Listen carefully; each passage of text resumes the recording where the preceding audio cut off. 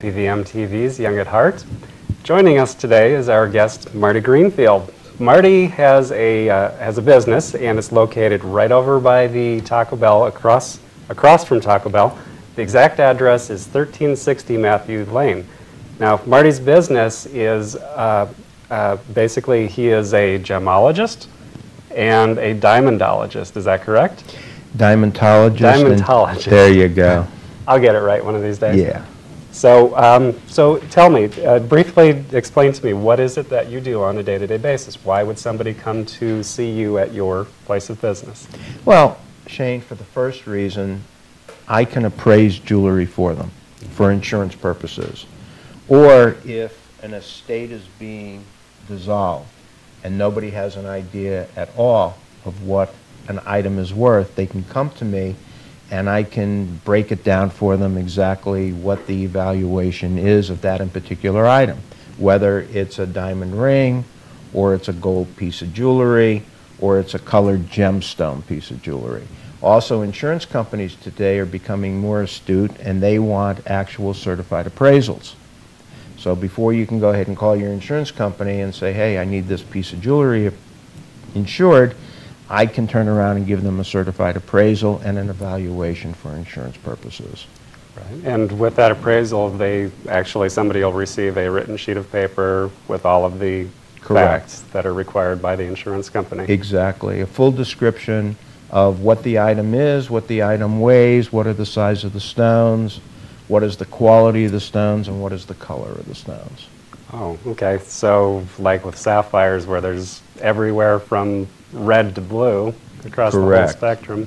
Yeah, and then again, what is the actual quality of the sapphire is important, you know. Mm-hmm.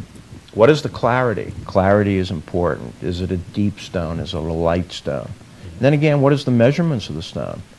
You know, all those things go into effect to an evaluation of exactly what that stone is worth and what that piece of jewelry is worth. Now this obviously takes a lot of knowledge, a lot of experience. Now you have been in the business for 40 years? Correct. And you are DCA certified? Correct.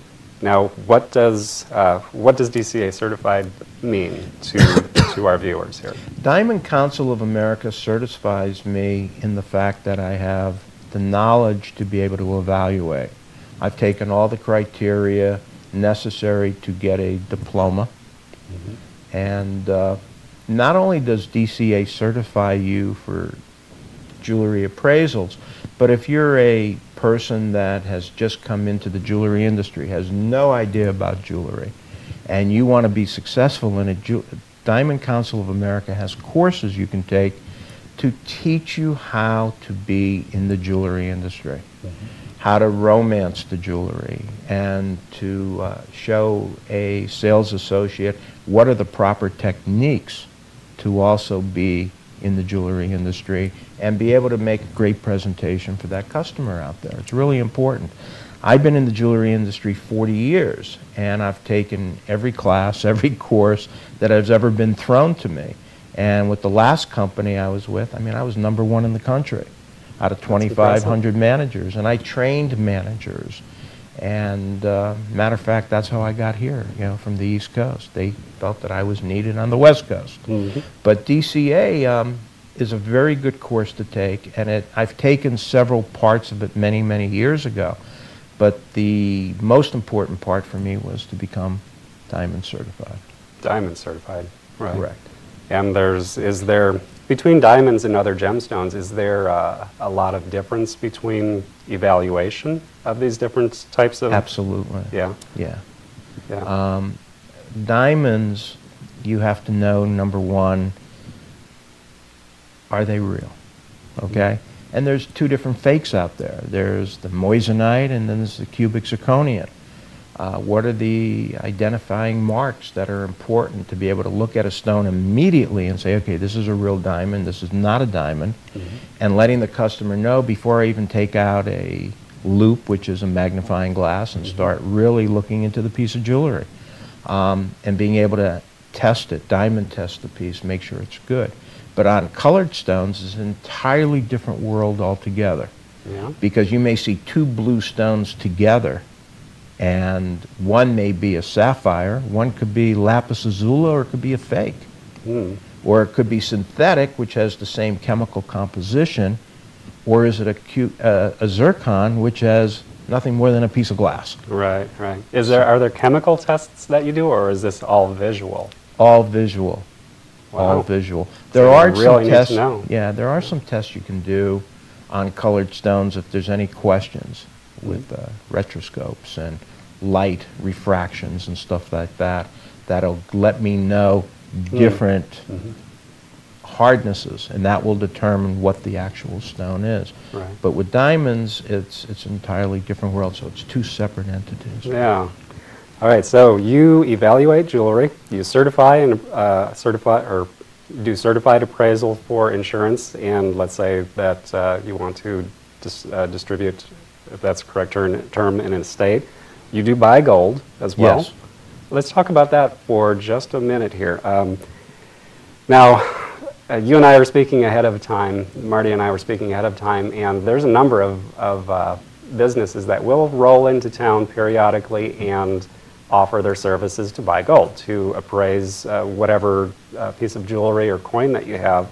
But one thing, just a little bit of research that I did last night, says that there are a lot of less than reputable businesses that do this, and what you may end up doing is you may end up getting, unfortunately, shorted. Let's put it that way. That's a good word to use. Shorted on the actual value of your gold and your coins. Now, Marty, you were telling me that people have come to you and have just been astounded by how much more you have to offer them. How do you do this? I give them a fair price. In other words, when a show comes into town, or a group of people come into town and they advertise that they're going to be here for 5 days, they're paying you the highest price possible, don't go anywhere else. It's like a roadshow type of situation. A lot of times people compare. People don't always take the first price. Sometimes I'm not the best, but I can tell you this much, that based on my experiences now with the shows that come into town, as what happened to me last week on Thursday or Friday, customer came in, he had a group of coins, a bag of coins. He said to me, "What would you pay me for these coins?" So I started evaluating all the coins, stacking them up, looking at them, everything, seeing what he had. And I was able to pay him $175 more than what he was offered at the show. That came out to a 37% increase in his pocket. Wow, that's impressive. Yeah, and this is not the first time I've had that. I had a customer come in with a watch on the previous show. They offered him $500. Astoundingly, I gave him $1,200. Wow. Okay, for a gold watch. No, I didn't want the watch for resale purposes. Yeah. We were able to dismantle the movement, take it out, but the casing and the strap was all gold. Wow. And he got $1,200 from me. That is significant. Now, I'm looking at, speaking of gold and precious metals here, I'm looking at a couple of items that you brought in here. We have just a minute, so let's talk about these. Okay. One by one. This is a graded silver eagle. People collect these items, and they're more desirable because they have 1 ounce of silver in them. Okay? Beautiful, beautiful piece. It is. This one is a MS-70. It's the highest grading you can get is 70. And it's just a beautiful piece. It's a 1 ounce silver coin, and people use those for collectibles. And some people are just stockpiling them because they are 1 ounce of silver. Right. I just brought that in to show you.